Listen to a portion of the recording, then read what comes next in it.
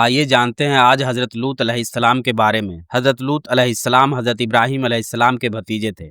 ان کا بچپن حضرت ابراہیم علیہ السلام کی دیکھ بھال میں گزرا اور ان کی پرورش اور شکچھا بھی حضرت ابراہیم کی نگرانی میں ہوئی۔ مصر سے واپسی۔ حضرت لوط علیہ السلام اور ان کی پتنی حضرت ابراہیم کے ساتھ ہجرت یاترا میں ہمیشہ ساتھ رہے۔ جب حضرت ابراہیم مصر گئے تب بھی وہ ان کے ساتھ سفر میں تھے۔ مصر سے لوٹنے کے بعد حضرت ابراہیم فلسطین میں بس گئے اور حضرت لوط نے شرق اردن جارڈن کے پورب کے علاقے میں رہنے کا ٹھکانہ بنا لیا۔ اس جگہ پر دو مشہور بستیاں تھیں، سدوم اور عمورہ۔ قوم لوط۔ جب حضرت لوط علیہ السلام شرق اردن ٹرانس جارڈن کے علاقے میں سدوم آ کر رہنے لگے تو انہوں نے دیکھا کہ وہاں کے لوگ بری حرکتوں اور گناہوں میں اتنے ڈوبے ہوئے ہیں کہ کوئی بھی برائی ان سے خالی نہیں تھی، اور برائیوں کے علاوہ یہ لوگ ایک بہت گندی عادت بھی پڑے ہوئے تھے۔ عورتوں کے بجائے جوان لڑکوں سے اپنی خواہشیں پوری کرتے تھے۔ اس سمے تک دنیا میں کسی اور قوم نے ایسا کام نہیں کیا تھا۔ یہی بدقسمتی قوم تھی جس نے اس گندی عادت کی شروعات کی، اور اس سے بھی زیادہ برا یہ تھا کہ وہ اپنی اس گندی حرکت کو برا نہیں سمجھتے تھے، بلکہ کھلے عام اور فخر کے ساتھ کرتے رہتے تھے۔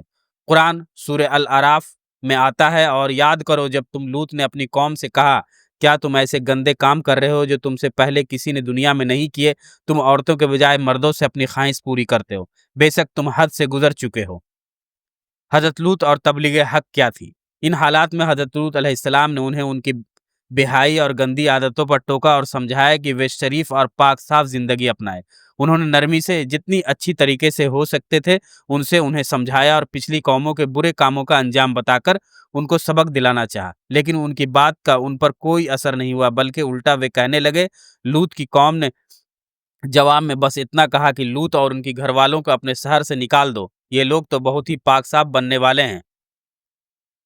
اصل میں یہ ان کی مذاق اڑانے والی بات تھی۔ وہ حضرت لوط علیہ السلام ان کے گھر والوں پر طعنہ کستے تھے اور ٹھہاکہ اڑاتے تھے کہ یہ بہت بڑے نیک اور پاک لوگ ہیں، ان کا ہماری بستی میں کیا کام؟ ان کی نصیحت سن کر غصے میں کہتے، اگر ہم گندے اور بے حیا ہیں اور یہ اتنے پاک صاف ہیں تو پھر انہیں ہماری بستی سے نکل جانا چاہیے۔ حضرت لوط علیہ السلام نے پھر ایک بار سب کے سامنے انہیں سمجھایا اور کہا، تمہیں اتنی بھی احساس نہیں رہا کہ یہ سمجھ سکو کہ مردوں کے ساتھ بے حیائی کرنا، چوری ڈکیتی اور اسی طرح کی بری عادتیں بہت ہی گندے کام ہیں۔ تم یہ سب کرتے ہو اور کھلے عام سب کے سامنے کرتے ہو، شرمندہ ہونے کے بجائے بعد میں ان گناہوں کا ذکر اس طرح کرتے ہو جیسے کوئی بڑا کارنامہ کر دکھایا۔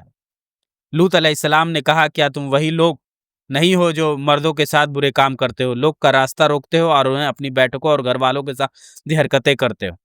جب ان کی قوم نے یہ نصیحت نہ سنی تو غصے میں تلملا اٹھی اور بولی، لوط، اب یہ نصیحتیں اور ڈرانے والی باتیں چھوڑ دو۔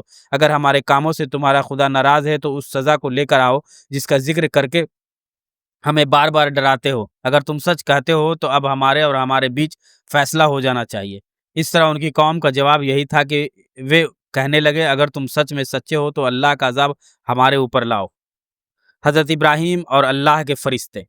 اسی بیچ دوسری طرف یہ بھی ہوا کہ حضرت ابراہیم علیہ السلام جنگل میں ٹہل رہے تھے اور دیکھا کہ 3 لوگ کھڑے ہیں۔ حضرت ابراہیم بہت نرم اور مہمان نواز آدمی تھے اور ہمیشہ مہمان کے لیے کھانا بچھا رکھتے تھے، اس لیے انہوں نے تینوں کو دیکھ کر بہت خوشی سے بلایا اور گھر لے آیا اور بچڑے کا مانس کاٹ کر تندور میں سیکا اور مہمانوں کے سامنے رکھ دیا، لیکن انہوں نے کھانا لینے سے منع کر دیا۔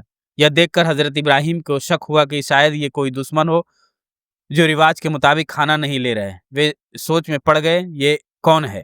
مہمان نے حضرت ابراہیم کی بے چینی دیکھ کر ہنس کر کہا، ڈرو مت، ہم اللہ کے فرشتے ہیں اور ہم سدوم کی تباہی کے لیے گئے ہیں۔ جب حضرت ابراہیم کو بھروسہ ہو گیا کہ یہ دشمن نہیں بلکہ اللہ کے فرشتے ہیں تو ان کے دل میں دیا اور ہمدردی بھر آئی۔ وہ ترنت لوط کی طرف گئے اور فرشتے سے کہنے لگے کہ تم اس قوم کو کیسے نشٹ کرنا چاہ رہے ہو جبکہ وہاں لوط جیسا نیک انسان اور میرا بھتیجا بھی ہے؟ فرشتوں نے کہا، ہم سب جانتے ہیں، لیکن اللہ کا فیصلہ ہو چکا ہے۔ لوط کی قوم اپنی ضد، گندے کاموں، بے حیائی اور بری حرکتوں کی وجہ سے ضرور برباد ہو جائے گا۔ ہاں، لوط اور ان کا گھرانہ اس سزا سے بچا لیا جائے گا، لیکن ان کی بیوی کو بھی وہی سزا ملے گی کیونکہ اس نے بھی قوم کی طرف برائی اور غلط آستھاؤں میں حصہ لیا تھا۔ لیکن حضرت لوط علیہ السلام کی ساری محنت، لوگوں کو سچ دکھانے، اچھائی کی طرف بلانے اور برائی سے روکنے کا ان پر کوئی اثر نہیں ہوا۔ وہ اسی گندی زندگی میں ڈٹے رہے۔ حضرت لوط نے انہیں سمجھایا، کیا تم یہ نہیں سوچتے کہ میں دن رات تمہیں سیدھے راستے کی طرف بلاتا ہوں، لیکن کبھی میں نے تم سے اس کا کوئی انعام نہیں مانگا، کبھی کوئی محنتانہ نہیں لیا۔ میری نظر میں تو تمہاری بھلائی اور کامیابی ہی سب سے اہم ہے، لیکن تم ہو کہ میری بات پر ذرا بھی دھیان نہیں دیتے۔ ان کے دل اتنے سخت ہو گئے تھے کہ حضرت لوط کی باتوں کا ان پر ذرا بھی اثر نہیں ہوا۔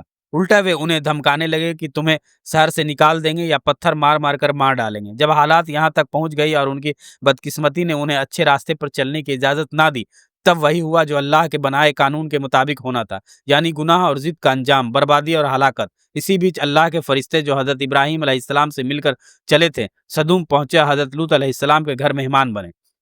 ये फरिश्ते अपनी शकल सूरत में बेहद खूबसूरत और जवान लड़कों जैसे दिखाई दे रहे थे।